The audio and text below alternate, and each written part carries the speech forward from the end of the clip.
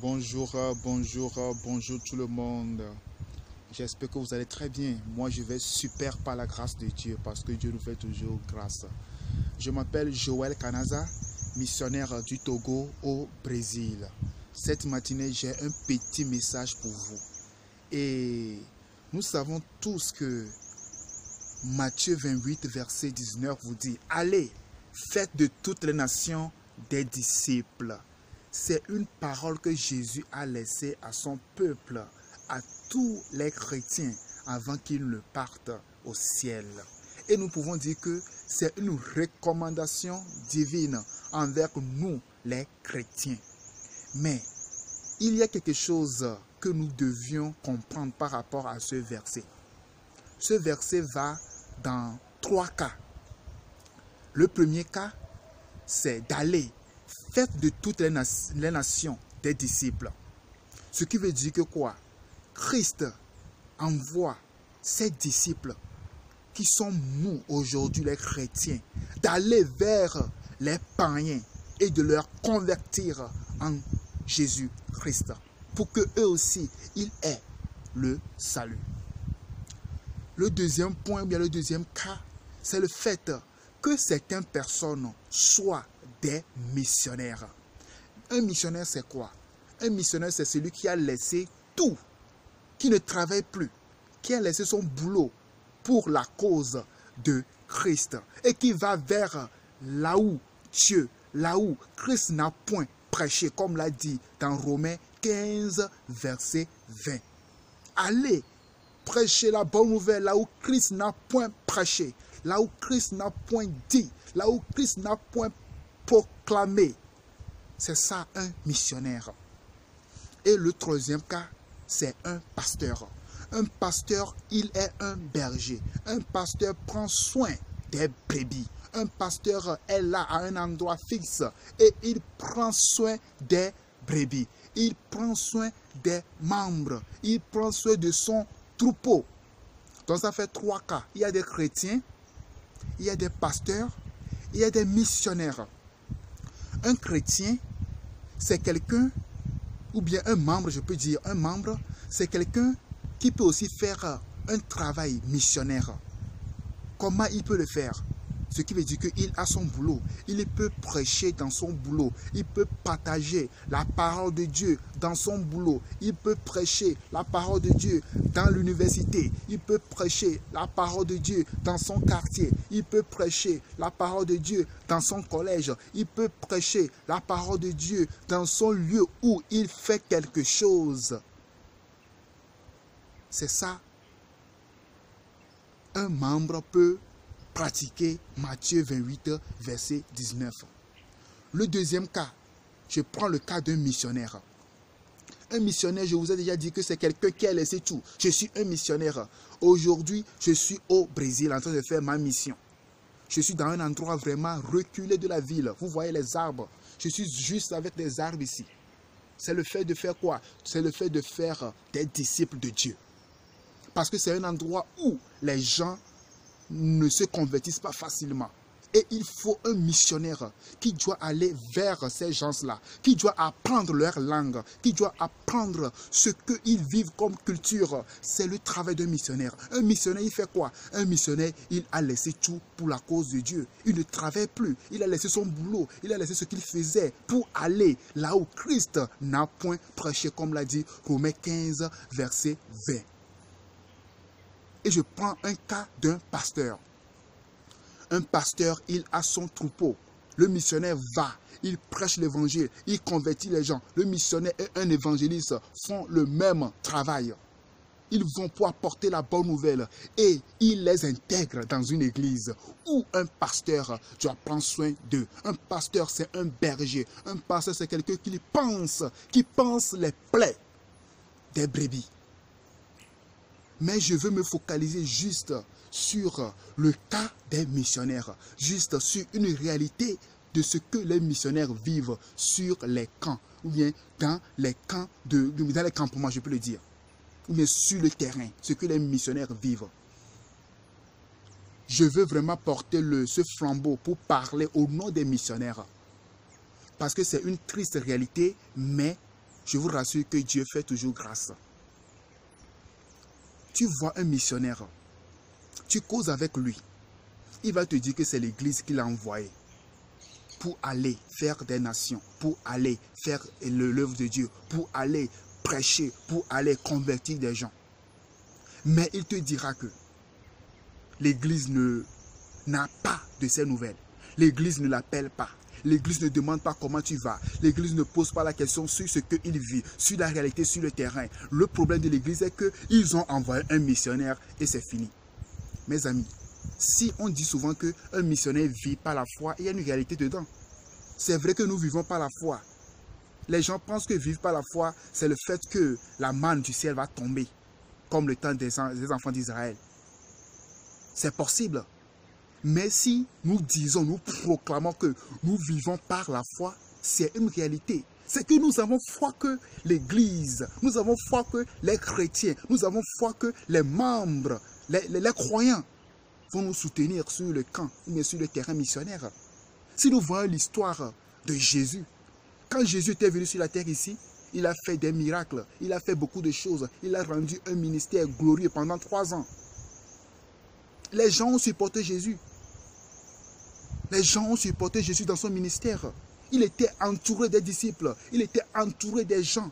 Si nous voyons l'exemple de l'apôtre Paul, dans le livre de Philippiens, l'apôtre Paul et l'église philippienne ont eu quoi? A toujours eu une collaboration avec cette église. L'église philippienne faisait quoi? Encourageait toujours l'apôtre Paul. L'envoyait de l'offrande, le supportait dans la prière, le supporter dans tous les domaines pour que l'apôtre Paul ne manque de rien, pour que l'apôtre Paul puisse rendre un ministère glorieux, pour que l'apôtre Paul puisse communiquer la parole de Dieu avec foi, avec joie. Mes amis, si l'apôtre Paul a été supporté par une église, si l'apôtre Paul a été soutenu dans la prière par une église, c'est que l'apôtre Paul a dit toujours que je sais vivre dans l'abondance et je sais vivre aussi dans la décette. Il savait très bien que quoi? Il ne vivait pas la foi. Il savait que quoi? Il y avait une église, un peuple derrière lui et qui lui poussait à rendre un ministère glorieux, mes amis chrétiens. Nous sommes appelés à ouvrir nos yeux. Si quelqu'un est devenu missionnaire ou bien si quelqu'un est appelé à être missionnaire, ce n'est pas qu'il est abandonné, non. Mais plutôt un missionnaire est soutenu par une église. Un missionnaire est soutenu par un peuple derrière lui. Et si nous disons que nous ne vivons pas la foi, ce n'est pas le fait de nous laisser dans des situations. Ce n'est pas le fait de nous oublier. Ce n'est pas le fait de ne pas prier pour nous. Priez pour nous. Un missionnaire a besoin de quoi? Des gens qui prient pour lui. Un missionnaire a besoin de quoi? Des gens qui investissent pour lui. Un missionnaire a besoin de quoi? Des gens qui lui conseillent, comme l'apôtre Paul. L'apôtre Paul a été soutenu par Tite. L'apôtre Paul a été soutenu par des gens. Et une église était derrière lui dans son ministère. Cette matinée, il y a une parole qui m'est venue. Et je l'ai écrite, je l'ai divulguée sur les réseaux sociaux. Je la cite. Mon fils, si un jour Dieu t'appelle pour être missionnaire, je serai triste. Mais si je réalise que tu fais des disciples pour le royaume céleste, là, je serai rempli de joie et je serai fier de toi. Ce qui veut dire que quoi? Être missionnaire, ce n'est rien. Pourquoi je dis que je serai triste?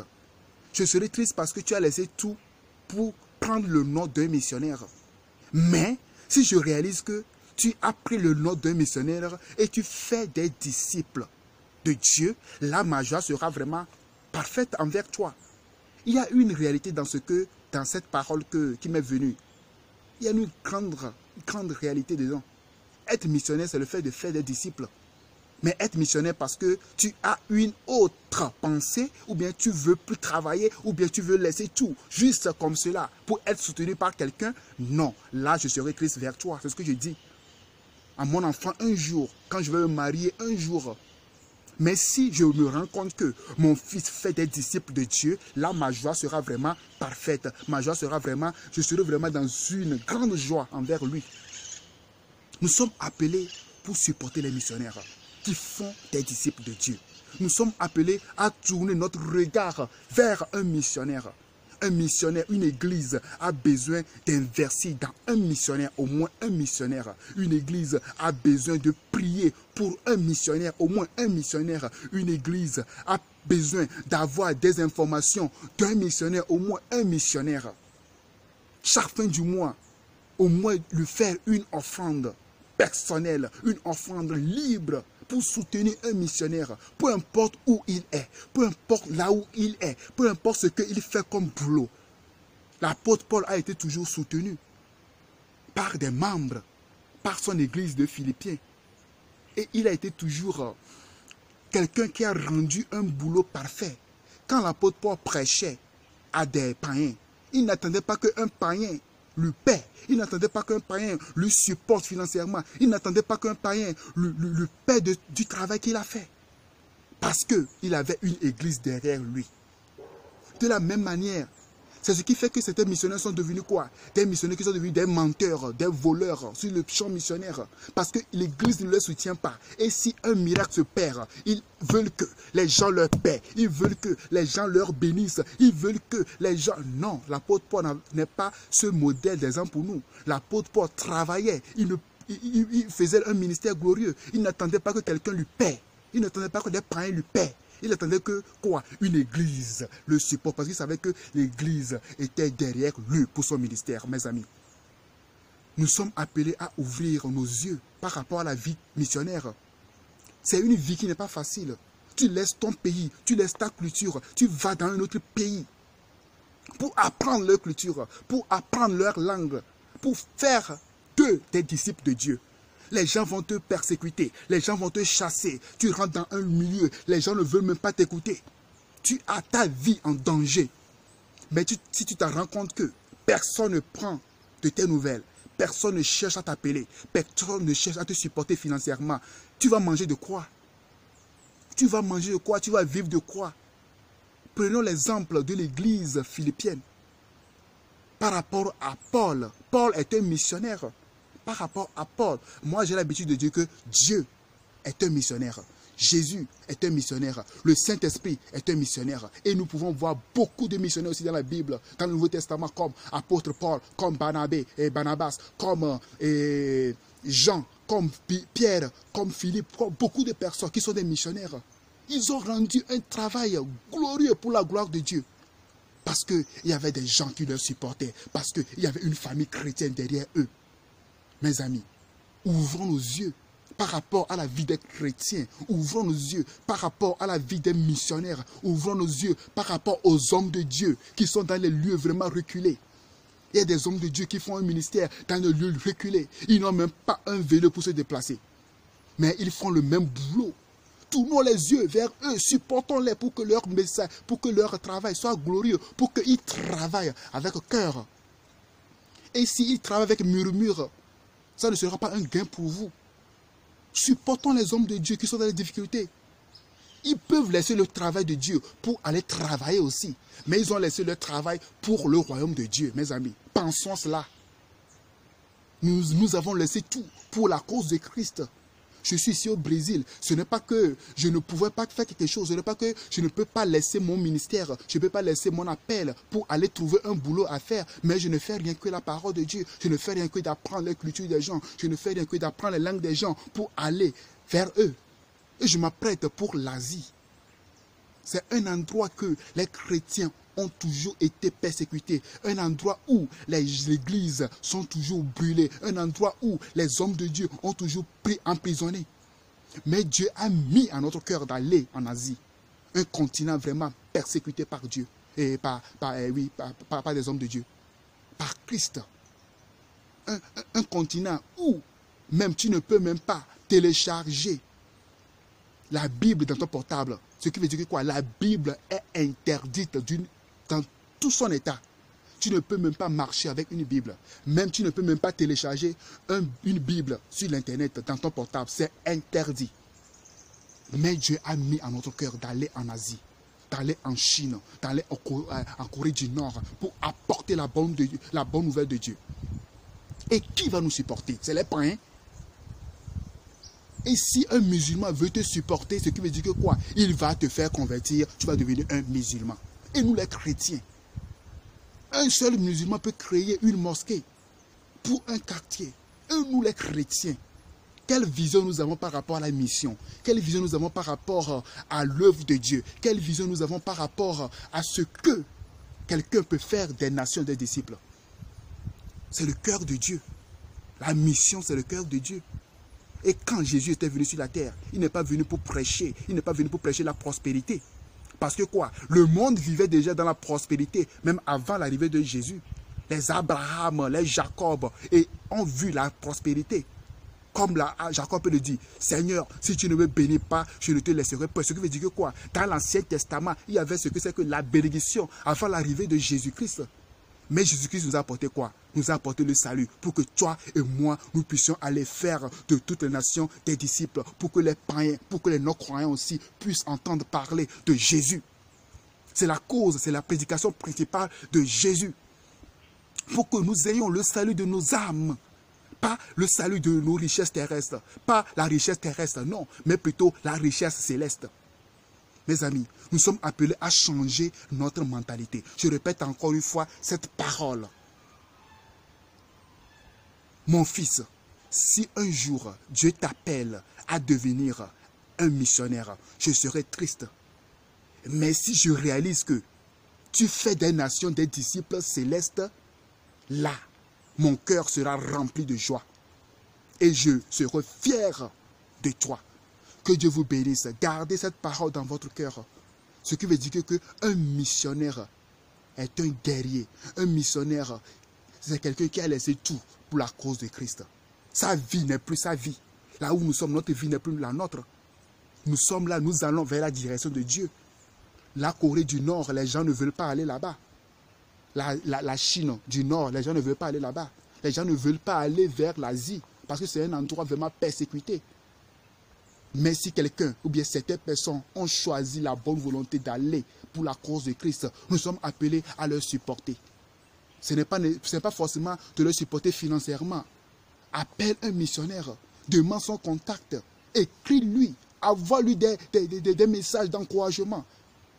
Si tu veux bien, tu peux aussi le faire une offrande d'amitié pour lui dire que je suis de cœur avec toi.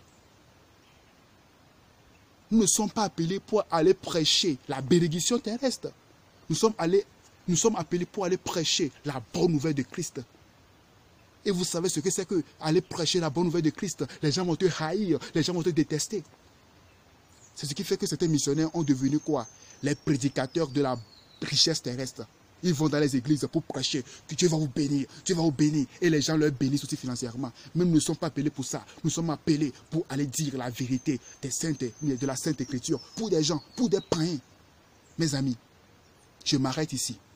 Je suis vraiment content de partager cette parole avec toi qui m'écoutes, avec une église qui m'écoute, avec le peuple de Dieu qui m'écoute.